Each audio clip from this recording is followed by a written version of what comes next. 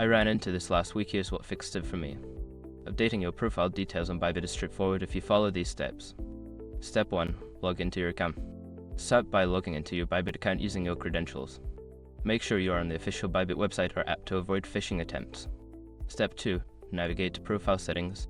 Once logged in, locate your profile icon, usually found in the top right corner. Click on it and select Profile from the drop-down menu. Step 3. Edit your details. In the Profile section, you will see options to edit your personal information such as your name, email, and phone number. Click on the Edit button next to the section you want to update. Step 4. Save changes.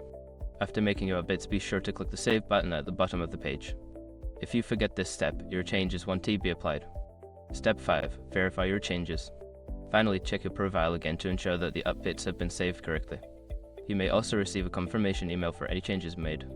If you follow these steps, updating your profile on Bybit should be a breeze. Happy trading!